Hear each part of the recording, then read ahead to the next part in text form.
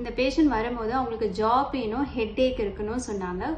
அவங்களோட சிம்டம்ஸ் கேட்டால் தூக்கமே வரல, ஸ்லீப்லெஸ்னஸ் தான் மெயினாக இருக்குது அப்படின்னு சொன்னாங்க. இது எதனாலன்னு கேட்டால் அவங்க ஒரு நாளைக்கு 7 to 8 டைம்ஸ் காஃபி குடிப்பாங்கன்னு சொன்னாங்க. ஸ்லீப் அண்ட் பெயின் இன்டர் ரிலேட்டட்னால காஃபிக்கு அடிக்ட் ஆகிட்டனால காஃபியை நீங்கள் கண்ட்ரோல் பண்ணுங்கள். அட்லீஸ்ட் நீங்கள் 1 or 2 டைம்ஸ்க்கு நீங்கள் லிமிட் பண்ணுங்கன்னு சொன்னேன்.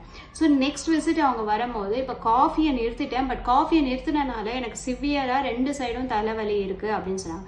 இதுதான் நாங்கள் வந்து கெஃபைன் வித்ட்ராவல் ஹெட்டேக்குன்னு சொல்லுவோம். காஃபிக்கு ஜென்ரலாக அடிக்ட் ஆனவங்க காஃபியை சடனாக ஸ்டாப் பண்ணும்போது இந்த மாதிரி வித்ட்ராவல் சிம்டம்ஸ் ஆன தலைவலியும் கிடினஸும் வரதுக்கு சான்சஸ் இருக்கு. கெஃபைன் வித்ட்ராவல் ஹெட்டேக்ல காஃபிலையும் அந்த கெஃபைன் இருக்கு, டீலையும் கெஃபைன் இருக்கு. ஸோ காஃபிக்கு பதிலாக டீ எடுக்கக்கூடாது, அதுக்கு பதிலாக ginger and lemon and mint add பண்ணி ஒரு ஜூஸ் மாதிரி எடுத்துக்கலாம். நிறைய தண்ணி குடிச்சு ஹைட்ரேட்டடாக வச்சுக்கணும். ஒரு moderate physical exercise like walking or yoga or meditation ஏதாவது ஒரு ஆக்டிவிட்டி பண்ணலாம்.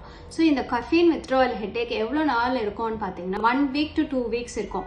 ஸோ கெஃபைன் நீங்கள் வித்ட்ரா பண்ணோன்னா சிவியராக ஹெட்டேக் வருது அப்படின்னு சொல்லிட்டு திரும்பி காஃபி குடிச்சு ஸ்லீப்லெஸ்ஸாக இருக்கிறதுக்கு பதிலாக டாக்டரை கன்சல்ட் பண்ணி ஏதாவது ஒரு பெயின் கில்லர் எடுத்து உங்களோட கெஃபைன் வித்ட்ராவல் ஹெட்டேக்கை கண்ட்ரோலுக்கு வச்சுக்கலாம். இந்த மாதிரி 1 to 2 weeks நீங்கள் பண்ணீங்கன்னா நீங்கள் அந்த கெஃபைன்லேருந்து டீ அடிக்ட் ஆகி காஃபி குடிக்கிற பழக்கத்தை கம்ப்ளீட்டாக விட்டுடலாம்.